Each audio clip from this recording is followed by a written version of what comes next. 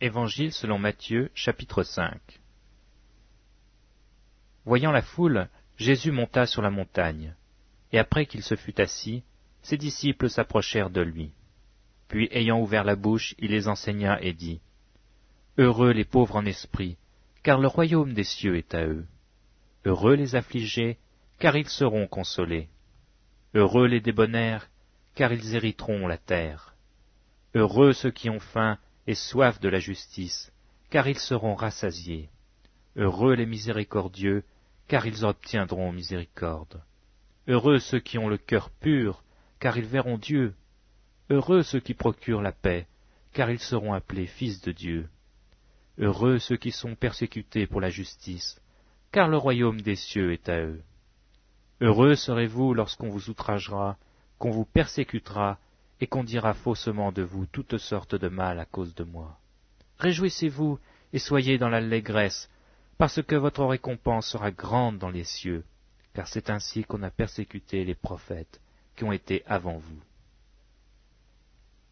Vous êtes le sel de la terre, mais si le sel perd sa saveur, avec quoi la lui rendra-t-on? Il ne sert plus qu'à être jeté dehors et foulé aux pieds par les hommes. Vous êtes la lumière du monde. Une ville située sur une montagne ne peut être cachée. Et on n'allume pas une lampe pour la mettre sous le boisseau, mais on la met sur le chandelier, et elle éclaire tous ceux qui sont dans la maison. Que votre lumière luise ainsi devant les hommes, afin qu'ils voient vos bonnes œuvres et qu'ils glorifient votre Père qui est dans les cieux. Ne croyez pas que je sois venu pour abolir la loi ou les prophètes, je suis venu non pour abolir, mais pour accomplir. Car je vous le dis en vérité, tant que le ciel et la terre ne passeront point, il ne disparaîtra pas de loi, un seul iota ou un seul trait de la lettre, jusqu'à ce que tout soit arrivé. Celui donc qui supprimera l'un de ces plus petits commandements et qui enseignera aux hommes à faire de même, sera appelé le plus petit dans le royaume des cieux. Mais celui qui les observera et qui enseignera à les observer, celui-là sera appelé grand dans le royaume des cieux. Car je vous le dis, si votre justice ne surpasse pas celle des scribes et des pharisiens, vous n'entrerez point dans le royaume des cieux. Vous avez entendu qu'il a été dit aux anciens, « Tu ne tueras point, celui qui tuera mérite d'être puni par les juges. » Mais moi je vous dis que quiconque se met en colère contre son frère mérite d'être puni par les juges. Que celui qui dira à son frère « Raca » mérite d'être puni par le Sanhédrin. Et que celui qui lui dira « insensé » mérite d'être puni par le feu de la géhenne. Si donc tu te présentes ton offrande à l'autel, et que là tu te souviennes que ton frère a quelque chose contre toi, laisse là ton offrande devant l'autel, et va d'abord te réconcilier avec ton frère. Puis viens présenter ton offrande. Accorde-toi promptement avec ton adversaire, pendant que tu es en chemin avec lui, de peur qu'il ne te livre au juge, que le juge ne te livre à l'officier de justice, et que tu ne sois mis en prison. Je te le dis en vérité, tu ne sortiras pas de là que tu n'aies payé le dernier cadran. Vous avez appris qu'il a été dit, tu ne commettras point d'adultère. Mais moi je vous dis que quiconque regarde une femme pour la convoiter a déjà commis un adultère avec elle dans son cœur. Si ton œil droit est pour toi une occasion de chute, arrache-le et jette-le loin de toi, car il est avantageux pour toi qu'un seul de tes membres périsse et que ton corps entier ne soit pas jeté dans la géhenne. Et si ta main droite est pour toi une occasion de chute, coupe-la et jette loin de toi. Car il est avantageux pour toi qu'un seul de tes membres périsse et que ton corps entier n'aille pas dans la géhenne. Il a été dit que celui qui répudie sa femme lui donne une lettre de divorce. Mais moi je vous dis que celui qui répudie sa femme, sauf pour le cas d'infidélité, l'expose à devenir adultère, et que celui qui épouse une femme répudiée commet un adultère. Vous avez encore appris qu'il a été dit aux anciens, « Tu ne parjuras point, mais tu t'acquitteras envers le Seigneur de ce que tu as déclaré par serment. » Mais moi je vous dis de ne point jurer autrement, ni par le ciel parce que c'est le trône de Dieu, ni par la terre parce que c'est son marchepied, ni par Jérusalem parce que c'est la ville du grand roi. Ne jure pas non plus par ta tête, car tu ne peux rendre blanc ou un noir un seul cheveu. Que votre parole soit oui, oui, Non, non. Ce qu'on y ajoute vient du malin. Vous avez appris qu'il a été dit « œil pour œil, dent pour dent », mais moi je vous dis de ne pas résister aux méchants. Si quelqu'un te frappe sur la joue droite, présente-lui aussi l'autre. Si quelqu'un veut plaider contre toi et prend ta tunique, laisse-lui encore ton manteau. Si quelqu'un te force à faire 1000, fais-en 2 avec lui. Donne à celui qui te demande, et ne te détourne pas de celui qui veut emprunter de toi. Vous avez appris qu'il a été dit, tu aimeras ton prochain et tu haïras ton ennemi. Mais moi je vous dis, aimez vos ennemis, bénissez ceux qui vous maudissent, faites du bien à ceux qui vous haïssent, et priez pour ceux qui vous maltraitent et qui vous persécutent, afin que vous soyez fils de votre Père qui est dans les cieux. Car il fait lever son soleil sur les méchants et sur les bons, et il fait pleuvoir sur les justes et sur les injustes. Si vous aimez ceux qui vous aiment, quelle récompense mériterez-vous? Les publicains aussi n'agissent-ils pas de même? Et si vous saluez seulement vos frères, que faites-vous d'extraordinaire? Les païens aussi n'agissent-ils pas de même? Soyez donc parfaits, comme votre Père céleste est parfait. Évangile selon Matthieu, chapitre 6. Gardez-vous de pratiquer votre justice devant les hommes, pour en être vus. Autrement vous n'aurez point de récompense auprès de votre Père qui est dans les cieux. Lors donc que tu fais l'aumône, ne sonne pas de la trompette devant toi, comme font les hypocrites dans les synagogues et dans les rues, afin d'être glorifiés par les hommes. Je vous le dis en vérité, ils reçoivent leur récompense. Mais quand tu fais l'aumône, que ta main gauche ne sache pas ce que fait ta droite, afin que ton aumône se fasse en secret, et ton Père qui voit dans le secret te le rendra. Lorsque vous priez, ne soyez pas comme les hypocrites, qui aiment à prier debout dans les synagogues et au coin des rues, pour être vus des hommes. Je vous le dis en vérité, ils reçoivent leur récompense. Mais quand tu pries, entre dans ta chambre, ferme ta porte, et prie ton Père qui est là dans le lieu secret. Et ton Père qui voit dans le secret te le rendra. En priant, ne multipliez pas les vaines paroles, comme les païens qui s'imaginent qu'à force de paroles ils seront exaucés. Ne leur ressemblez pas, car votre Père sait de quoi vous avez besoin avant que vous le lui demandiez. Voici donc comment vous devez prier. Notre Père qui es aux cieux, que ton nom soit sanctifié, que ton règne vienne, que ta volonté soit faite sur la terre comme au ciel. Donne-nous aujourd'hui notre pain quotidien. Pardonne-nous nos offenses, comme nous aussi nous pardonnons à ceux qui nous ont offensés. Ne nous induis pas en tentation, mais délivre-nous du malin, car c'est à toi qu'appartiennent dans tous les siècles le règne, la puissance et la gloire. Amen.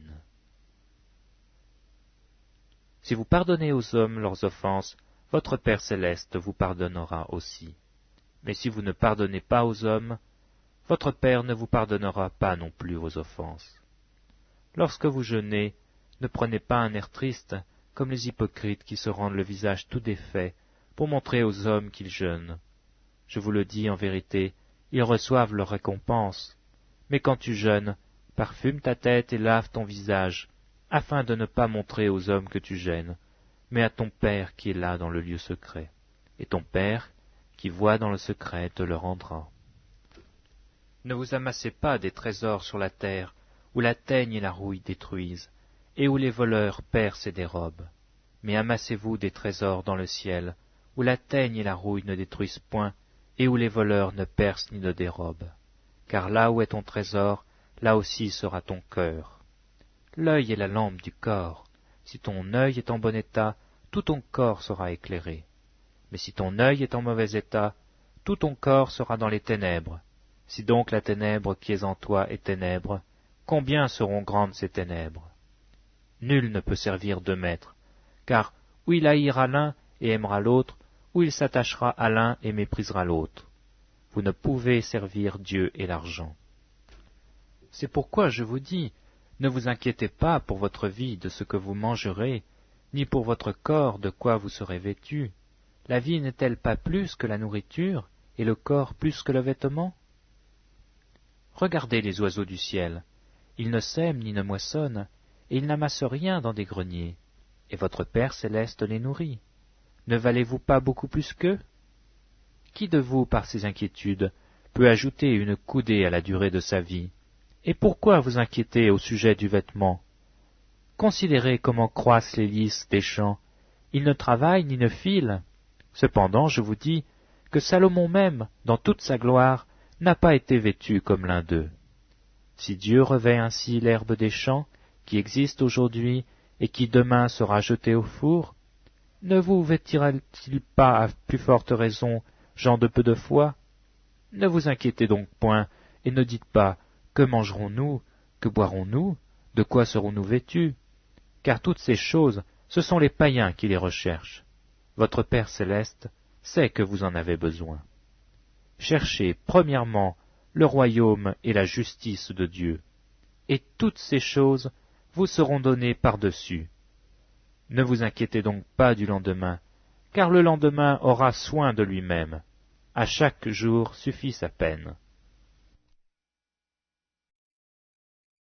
Évangile selon Matthieu, chapitre 7. Ne jugez point, afin que vous ne soyez point jugés, car on vous jugera du jugement dont vous jugez, et l'on vous mesurera avec la mesure dont vous mesurez. Pourquoi vois-tu la paille qui est dans l'œil de ton frère, et n'aperçois-tu pas la poutre qui est dans ton œil? Ou comment peux-tu dire à ton frère, laisse-moi ôter une paille de ton œil, toi qui as une poutre dans le tien? Hypocrite, ôte premièrement la poutre de ton œil, et alors tu verras comment ôter la paille de l'œil de ton frère. Ne donnez pas les choses saintes aux chiens, et ne jetez pas vos perles devant les pourceaux, de peur qu'ils ne les foulent aux pieds, ne se retournent et ne vous déchirent. Demandez, et l'on vous donnera. Cherchez, et vous trouverez. Frappez, et l'on vous ouvrira. Car quiconque demande reçoit. Celui qui cherche trouve, et l'on ouvre à celui qui frappe. Lequel de vous donnera une pierre à son fils s'il lui demande du pain? Ou s'il demande un poisson, lui donnera-t-il un serpent? Si donc, méchants comme vous l'êtes, vous savez donner de bonnes choses à vos enfants, à combien plus forte raison votre Père qui est dans les cieux vous donnera-t-il de bonnes choses à ceux qui lui demandent? Tout ce que vous voulez que les hommes fassent pour vous, faites-le de même pour eux, car c'est la loi et les prophètes. Entrez par la porte étroite, car large est la porte, spacieux est le chemin qui mène à la perdition, et il y en a beaucoup qui entrent par là. Mais étroite est la porte, resserré le chemin qui mène à la vie, et il y en a peu qui les trouvent. Gardez-vous des faux docteurs, ils viennent à vous en vêtements de brebis, mais au-dedans ce sont des loups ravisseurs. Vous les reconnaîtrez à leurs fruits. Cueille-t-on des raisins sur des épines, ou des figues sur des chardons? Tout bon arbre porte de bons fruits, mais le mauvais arbre porte de mauvais fruits. Un bon arbre ne peut porter de mauvais fruits, ni un mauvais arbre porter de bons fruits. Tout arbre qui ne porte pas de bons fruits est coupé et jeté au feu. C'est donc à leurs fruits que vous les reconnaîtrez. Ceux qui me disent « Seigneur, Seigneur » n'entreront pas tous dans le royaume des cieux, mais celui-là seul qui fait la volonté de mon Père qui est dans les cieux. Plusieurs me diront en ce jour-là « Seigneur, Seigneur, n'avons-nous pas prophétisé par ton nom? N'avons-nous pas chassé des démons par ton nom? Et n'avons-nous pas fait beaucoup de miracles par ton nom ?» Alors je leur dirai ouvertement « Je ne vous ai jamais connus, retirez-vous de moi, vous qui commettez l'iniquité. » C'est pourquoi quiconque entend ces paroles que je dis et les met en pratique sera semblable à un homme prudent qui a bâti sa maison sur le roc. La pluie est tombée, les torrents sont venus, les vents ont soufflé et se sont jetés contre cette maison. Elle n'est point tombée parce qu'elle était fondée sur le roc. Mais quiconque entend ces paroles que je dis et ne les met pas en pratique sera semblable à un homme insensé qui a bâti sa maison sur le sable. La pluie est tombée, les torrents sont venus, les vents ont soufflé et ont battu cette maison. Elle est tombée et sa ruine a été grande. Après que Jésus eut achevé ses discours, La foule fut frappée de sa doctrine, car il enseignait comme ayant autorité, et non pas comme leurs scribes.